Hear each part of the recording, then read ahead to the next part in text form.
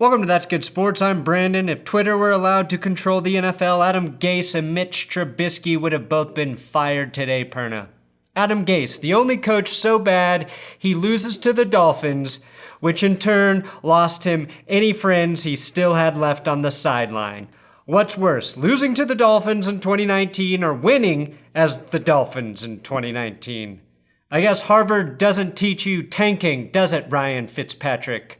The worst part, though, of watching the NFL is that I am no longer shocked by terrible roughing the passer calls. Even this does not surprise me, or anger me, or depress me. I expect it, and I am now an NFL sociopath, feeling nothing every Sunday like a godless slob. That's what officiating has done to me, and I don't even care that Christian McCaffrey crooked grinded his way into the end zone. The Dolphins, their win will get more attention than it deserves today as we power through early Sunday NFL football here on That's Good Sports.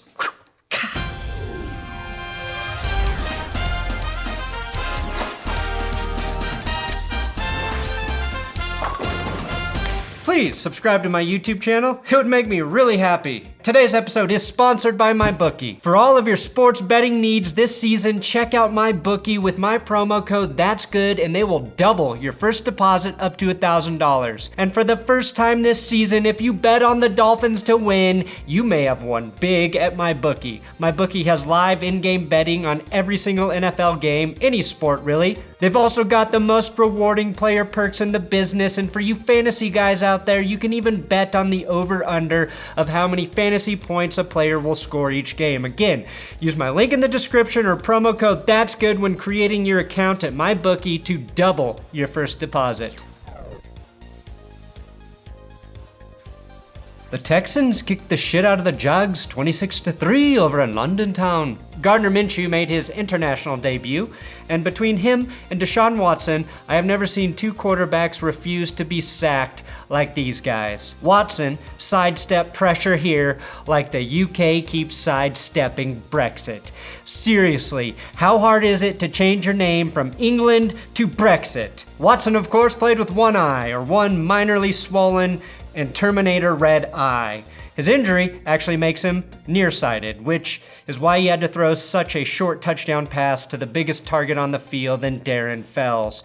Duke Johnson plowed his way into the end zone at the end of the third, and I mean plowed in the most violent way possible to give Houston an insurmountable lead that would cause Gardner Minshew to throw a ton of interceptions. To be fair to Gardner Minshew though, his receiver Chris Conley was covered by Garyon Conley. That's pretty fucking confusing. Carlos Hyde had a career day in the best 58-yard run to not result in a touchdown we've seen since last week with Nick Chubb. And if you remember, Dabo Swinney compared Deshaun Watson to Michael Jordan way back in 2017, and that was before Watson developed a gambling problem. This last week, John Gruden did the same, and I finally get why. It's Air Watson, now sponsored by Popeye's Chicken. I tell you the key. The key is, it was the Popeye's spicy chicken sandwiches that I ate this week. The Bills defeat the Washington Potatoes 24-9. Agent K, a Patreon donor, wanted more Bills coverage. So Agent K, for your $12, you get more Bills coverage. Consider this your big dick shout out, Agent K.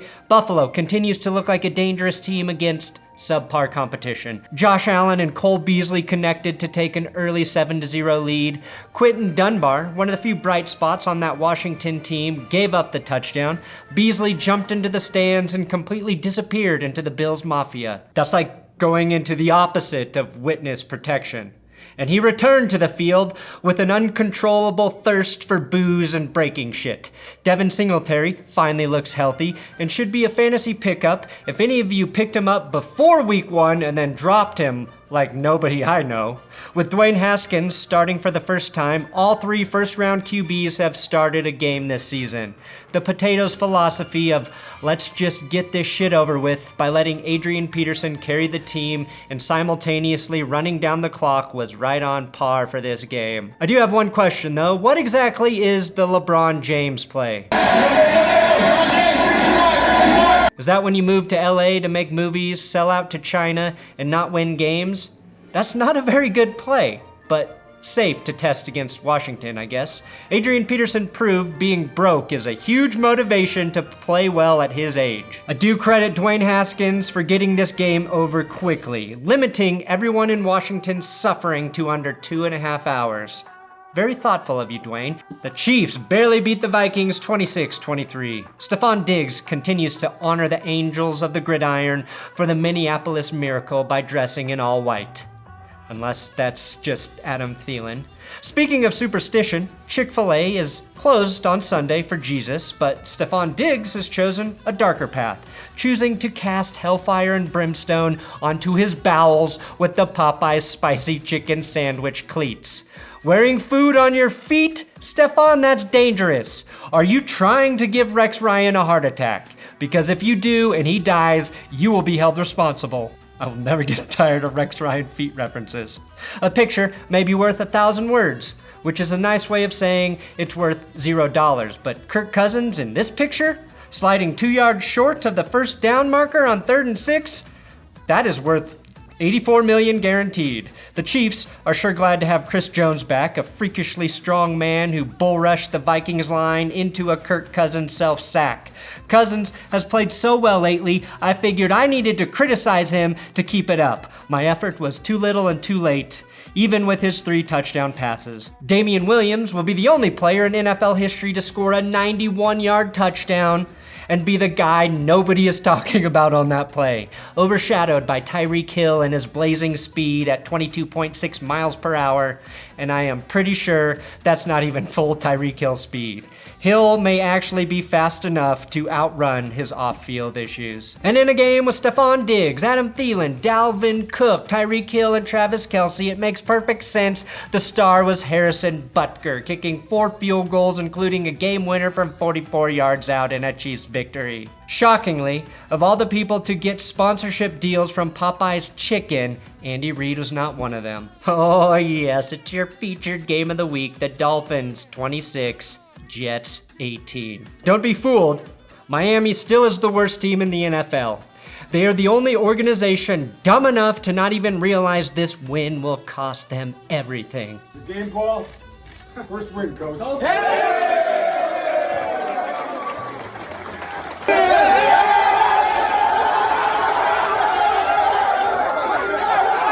Why are you happy? You lovable idiots, why are you happy? The Bengals are now in the driver's seat, driving a jalopy so dangerous not even crash test dummies will ride shotgun.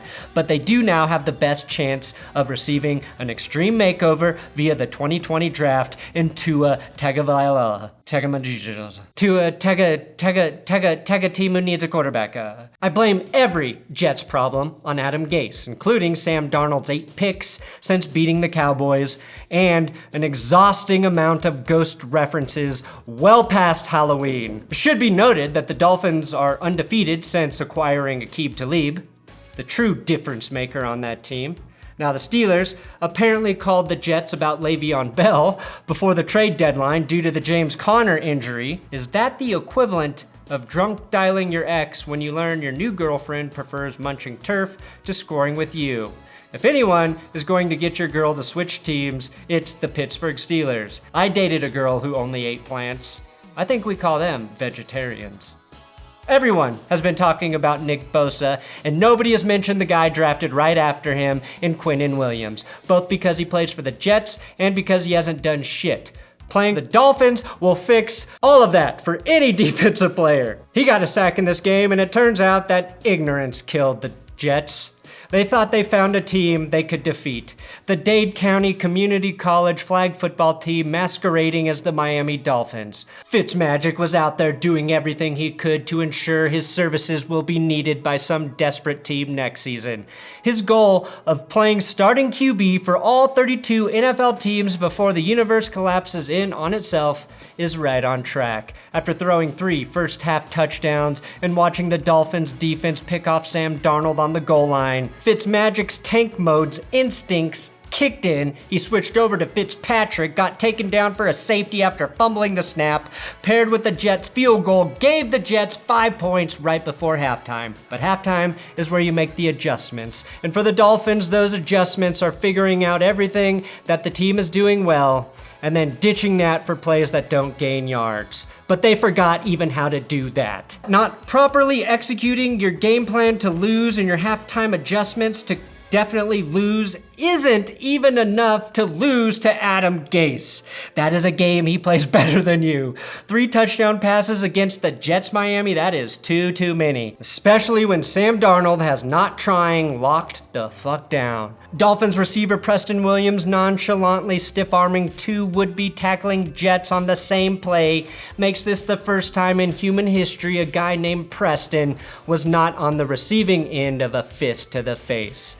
A loss for the Jets means that everyone's favorite unhireable head coach, Greg Williams, is primed to become an interim head coach for the second team in 2 years, as Adam Gase looks to huff something out of the nearest first aid kit to numb the inevitable pain of getting fired after losing to the team that just fired him. I'll tell you that right now, this does not happen by accident. The Eagles beat the Bears 22-14. Matt Nagy came into this game having learned nothing from his poor decisions. And that is how you know he is the manliest of NFL coaches. Men don't learn from their mistakes. They make them repeatedly until they are dead. Yep, that sums it up if you're a Bears fan. Their offense literally would have been better if they didn't even play for the first half. This is against the Eagles defense, most known for having one of the worst secondaries in the NFL this season. The tweet of the week, though, has to belong to John Boyes, who pointed out that the Bears offense was averaging 2.3 inches per passing play through one half of football, and followed it with this. Even if you're reading this on your phone, this tweet is probably longer than the Bears' average yardage per passing play. And for the first time in That's Good Sports history, I can say the Bears' offense is less average than my penis. Shut that shit up! And yes, That's Good Sports is a family show. The team that curses together stays together even if they lose. Well, maybe not everyone. Is Matt Nagy on the hot seat? Chicago's ready to tie Nagy and Trubisky to a pile of trash and set them afloat on Lake Michigan. Anytime Chicago can say, "You're Michigan's problem now," it is a win for the Windy City. Steelers beat the Colts 26-24. Pete Carroll gets all the NFL gum-chewing credit, but he ain't got shit on Steelers special teams coordinator Danny Smith. Good God, Danny. Which backup QB did you think would throw the first touchdown pass in this game? Mason Rudolph or Jacoby Brissett? Trick question, idiots. It's Brian Hoyer. One play, one touchdown, one weird year where every backup not named Luke Falk is awesome. Right now, the Colts think Jacoby Brissett injured his MCL, has an MCL sprain, and they're not sure to the extent at this point. Who would throw the second touchdown pass? Hoyer or Rudolph? Another trick question. It was Hoyer with the 96-yard touchdown pass to Minkah Fitzpatrick and the Steelers defense. Every good and bad thing that happened in this game was because of Brian Hoyer. He threw a pick six, he fumbled, went 17 of 26 for 168 yards and 3 Colts touchdowns. And Steelers fullback, Roosevelt Nix, was tackled by Malik Hooker in this game. That happened. The last time a Roosevelt was this close to a hooker is when Teddy Roosevelt visited a brothel to celebrate his victory in convincing Congress to fund the Panama Canal. That's history, people. And so are the Colts' playoff chances if Jacoby Brissett's injury is serious. I've always liked Adam Vinatieri, but after he made a game-winning field goal against my Broncos last week, missed a game winner against the Steelers this week, and basically helped the Patriots win 3 fucking Super Bowls, I now hope he retires. The Panthers beat the Titans 30-20. Now, if you're a fan of cyan, which is just a fancy way of saying pretty blue, this game is for you. Also, if you're a fan of wide receivers destroying their quarterback's stat line, this game was for you. Christian McCaffrey has a nose for the end zone, like Michael Irvin had a nose for cocaine. McCaffrey scoring a touchdown is a certainty in life, just like death and taxes and women pretending to enjoy sex until they tie the knot. McCaffrey is so used to scoring touchdowns that he might be getting a little too confident as he was chased down from behind like a real Carlos Hyde. Kyle Allen bounced back after a rough outing last week, added by an amazing catch on the sideline from DJ Moore and 3 touchdowns from the whitest knight of the offense, Christian McCaffrey.